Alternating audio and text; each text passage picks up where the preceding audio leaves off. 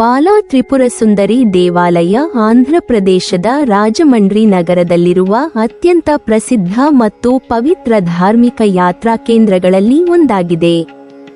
ಪವಿತ್ರ ಗೋದಾವರಿ ನದಿಯ ತೀರದಲ್ಲಿ ಸ್ಥಿತವಾಗಿರುವ ಈ ದೇವಾಲಯವನ್ನು ಭಕ್ತರು ಗೌರವದಿಂದ ದಕ್ಷಿಣ ಕಾಶಿ ಎಂದು ಕರೆಯುತ್ತಾರೆ.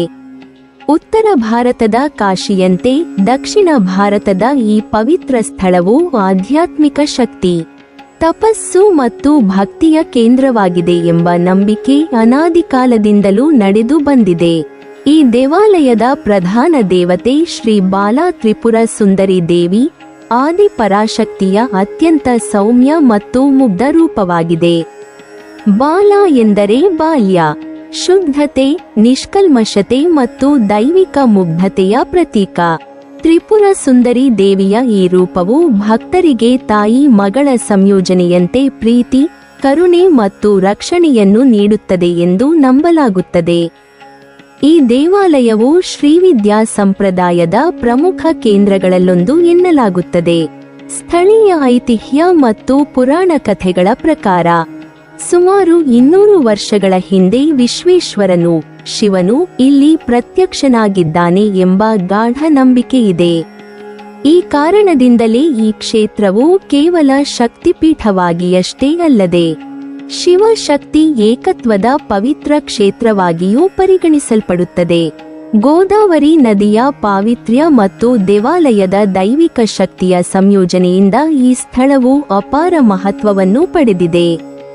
ರಾಜಮಂಡ್ರಿ ನಗರವು ಪ್ರಾಚೀನ ಕಾಲದಿಂದಲೂ ಸಂಸ್ಕೃತಿ, ಸಾಹಿತ್ಯ ಮತ್ತು ಧಾರ್ಮಿಕ ಚಟುವಟಿಕೆಗಳ ಕೇಂದ್ರವಾಗಿದ್ದು, ಶ್ರೀ ಬಾಲಾ ತ್ರಿಪುರ ಸುಂದರಿ ದೇವಾಲಯವು ಈ ನಗರದ ಆಧ್ಯಾತ್ಮಿಕ ಹೃದಯವೆಂದು ಹೇಳಬಹುದು.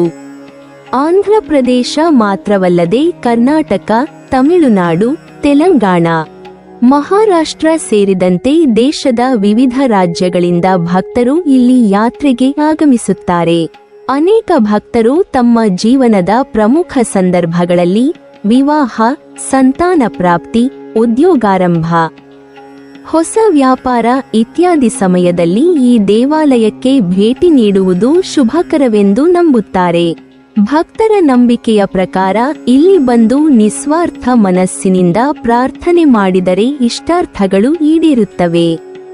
ವಿಶೇಷವಾಗಿ ವಿವಾಹ ವಿಳಂಬ, ಕುಟುಂಬದ ಕಲಹ, ಆರೋಗ್ಯ ಸಮಸ್ಯೆಗಳು, ಆರ್ಥಿಕ ಅಡಚಣೆಗಳು ಮತ್ತು ಮನಸ್ಸಿನ ಅಶಾಂತಿಗೆ ಪರಿಹಾರ ದೊರೆಯುತ್ತದೆ ಎಂಬ ಅನುಭವ ಕಥೆಗಳು ಬಹಳಷ್ಟು ಪ್ರಚಲಿತದಲ್ಲಿವೆ. ಬಾಲಾ ತ್ರಿಪುರ ಸುಂದರಿ ದೇವಿಯ ಸೌಮ್ಯ ಶಕ್ತಿಯು ಭಕ್ತರ ಮನಸ್ಸಿಗೆ ಶಾಂತಿ, ವಿಶ್ವಾಸ ಮತ್ತು ಧೈರ್ಯವನ್ನು ತುಂಬುತ್ತದೆ ಎಂದು ನಂಬಲಾಗುತ್ತದೆ. ಈ ದೇವಾಲಯದಲ್ಲಿ ನಡೆಯುವ ಉತ್ಸವಗಳು ಮತ್ತು ಹಬ್ಬಗಳಿಗೆ ಅಪಾರ ಮಹತ್ವವಿದೆ. ನವರಾತ್ರಿ, ಲಲಿತಾ ಪಂಚಮಿ, ಪೂರ್ಣಿಮೆ, ಅಮಾವಾಸ್ಯೆ ಹಾಗೂ ಶುಕ್ರವಾರ, ಮಂಗಳವಾರಗಳಂದು ವಿಶೇಷ ಪೂಜೆಗಳು ಮತ್ತು ಅಲಂಕಾರಗಳು ನಡೆಯುತ್ತವೆ. ಈ ಸಮಯದಲ್ಲಿ ದೇವಿಯನ್ನು ವಿಭಿನ್ನ ರೂಪಗಳಲ್ಲಿ ಅಲಂಕರಿಸಿ ಮಹಾ ಆರಾಧನೆ ನಡೆಸಲಾಗುತ್ತದೆ. ವಿಶೇಷ ಉತ್ಸವಗಳ ಸಂದರ್ಭದಲ್ಲಿ ಲಕ್ಷಾಂತರ ಭಕ್ತರು ಈ ದೇವಾಲಯಕ್ಕೆ ಆಗಮಿಸಿ ದೇವಿಯ ದರ್ಶನ ಪಡೆಯುತ್ತಾರೆ. ಭಕ್ತರ ಭಕ್ತಿ, ಘೋಷಣೆಗಳು ಮತ್ತು ವೇದಮಂತ್ರಗಳ ಧ್ವನಿಯಿಂದ ದೇವಾಲಯದ ವಾತಾವರಣವೇ ಆಧ್ಯಾತ್ಮಿಕ ಶಕ್ತಿಯಿಂದ ತುಂಬಿರುತ್ತದೆ. ಶ್ರೀ ಬಾಲಾ ತ್ರಿಪುರ ಸುಂದರಿ ದೇವಾಲಯದ ಮತ್ತೊಂದು ವೈಶಿಷ್ಟ್ಯವೆಂದರೆ ವರ್ಷದಲ್ಲಿನ ಯಾವುದೇ ದಿನದಲ್ಲಾದರೂ ಇಲ್ಲಿ ಯಾತ್ರೆಗೆ ಆಗಮಿಸಬಹುದಾಗಿದೆ.